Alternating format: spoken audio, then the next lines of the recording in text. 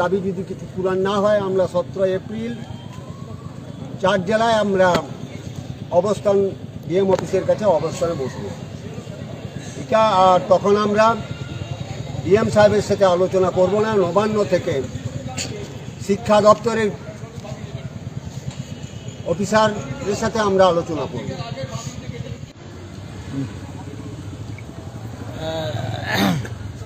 এই মুহূর্তে আমরা পশ্চিম মেদিনীপুর জেলা শাসকের কাছে উপস্থিত হয়েছি। আমরা এখানে 2 জেলার পারগানা বাবা পেয়েছি। পারগানা বাবা, আপনারা এখানে কিসের জন্য এসেছেন একটু বিস্তারিত যদি জানান। নমস্কার। আমরা যেটা আজকে এখানে সমবেত হয়েছি ঝাড়গ্রাম এবং আনডিভাইডেড মেদিনীপুর জেলা পারগানা, দুঃখের সহিত আমরা বারবার পশ্চিমবাংলা সরকারকে বলে এসেছি সাঁওতালি মিডিয়ামে শিক্ষা বোর্ড, তার সাথে সাথে যারা এই যে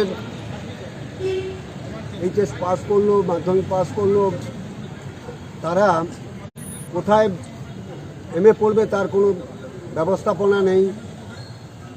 আমরা বলতে চাইছি যেখানে সাধু রামচন্দ্র বিশ্ববিদ্যালয় যে সিট আছে এবং রামগড়ে যে সিট আছে, সিট সংখ্যা বাড়ুক, নতুবা নতুন করে মেদিনীপুর জেলায় আরেকটা কলেজ করা হোক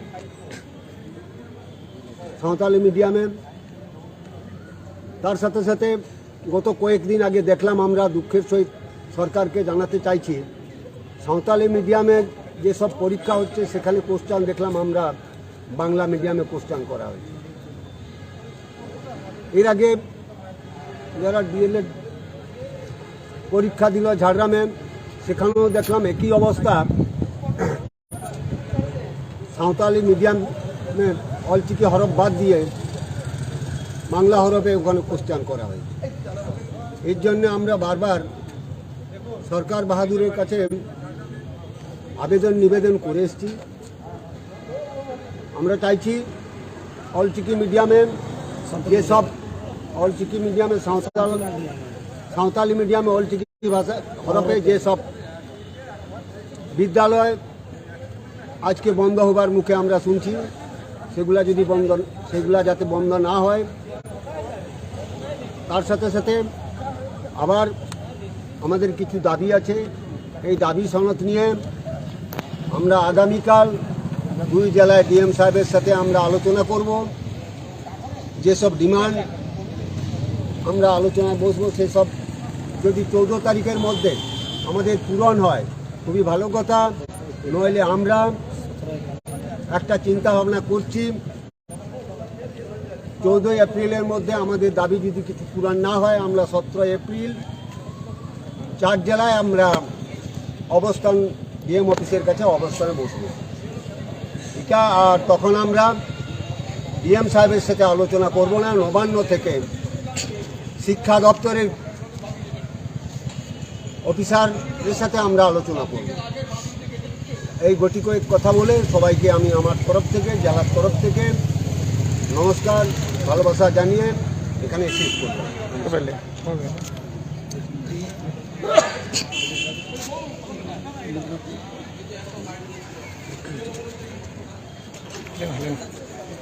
নমস্কার। ভারত জাকাত মাঝি পারগানা মহল, অবিভক্ত মেদিনীপুর জেলা এবং ঝাড়গ্রাম জেলা প্রতিনিধিত্ব, আজকে আমরা মেদিনীপুর জেলা শাসকের কাছে উপস্থিত হয়েছি। আমাদের কিছু দাবি দেওয়া আগাম জেলা শাসককে জানাতে চাইছি, সেই পরিপ্রেক্ষিতে আমরা এখানে সবাই সমবেত হয়েছি। সোশ্যাল মিডিয়ার মাধ্যমে আমি সমস্ত রাজ্যবাসী, দেশবাসীকে অবগত করতে চাই যে আপনারা জানেন সাঁওতালি মিডিয়াম শিক্ষা এখন কি অবস্থায় আছে পশ্চিমবঙ্গে। গতকালকে যারা এইচএস পরীক্ষা দিচ্ছিল তাদের কোশ্চেন বাংলা ভাষায় এসছে, ফলে তারা বাধ্য হয়েছে সাদা খাতা জমা দিতে।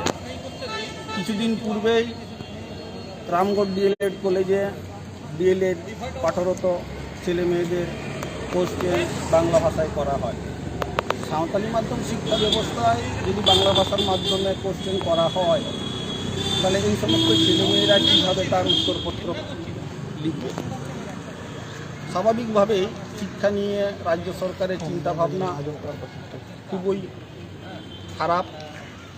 আমরা তাই আজকে কিছু দাবি দাওয়া নিয়ে আমরা জেলা শাসকের সামনে এসেছি। জেলা শাসককে অবগত করতে চাইছি, যেমন শিক্ষা বোর্ডের দরকার আমাদের। শিক্ষা বোর্ড ছাড়া সাঁওতালি মাধ্যম শিক্ষা অসম্পূর্ণ থেকে যাবে।